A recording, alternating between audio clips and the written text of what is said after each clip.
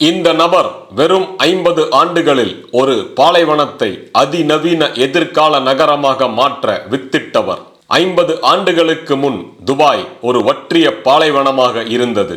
மக்கள் மிக எளிய வாழ்க்கை வாழ்ந்து கொண்டிருந்தார்கள். வானளாவிய கட்டிடங்கள் எதுவும் இல்லை. உலகம் துபாயை பற்றி அதிகம் அறிந்திருக்கவில்லை. 1966 துபாயில் ஒரு சிறிய கிராமத்தில் மண்ணுக்கு அடியில் எண்ணெயை கண்டுபிடித்த போது அனைத்தும் மாறியது. எண்ணெய் வளம் பெருகி நிறைய பணத்தையும் செல்வத்தையும் துபாய் ஈர்த்தாலும் தொலைநோக்கு பார்வை கொண்ட மன்னர் ஷேக் ரஷீத் எண்ணெய் வருமானம் என்றென்றும் நிலைக்காது என்பதை விரைவாக உணர்ந்தார்.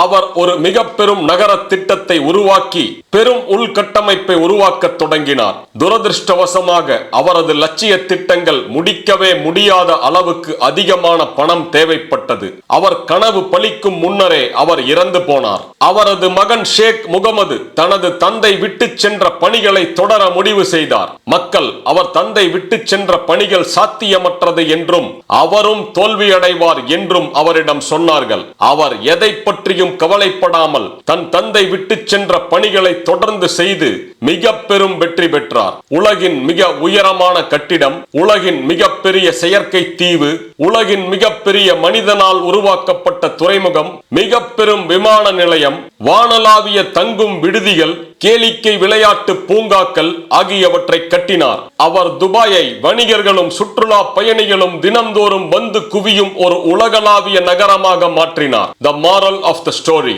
never give up. மற்றவர்கள் உங்களை நம்பாததால் நம்மால் முன்னேற முடியாது என்று முடிவு செய்யாதீர்கள். முன்னோக்கி சென்று கொண்டே இருங்கள். இங்கு எதுவும் சாத்தியம். நீங்கள் லெஜெண்ட் ஆஃப் மனோஜ் ஃபாலோ செய்யவில்லை என்றால் இனி என்னை பார்க்க மாட்டீர்கள். ஏற்கனவே ஃபாலோ செய்கிறீர்கள் என்றால் வாழ்த்துக்கள். ஒவ்வொரு நாளும் நீங்கள் வளர்ந்து கொண்டிருக்கிறீர்கள்.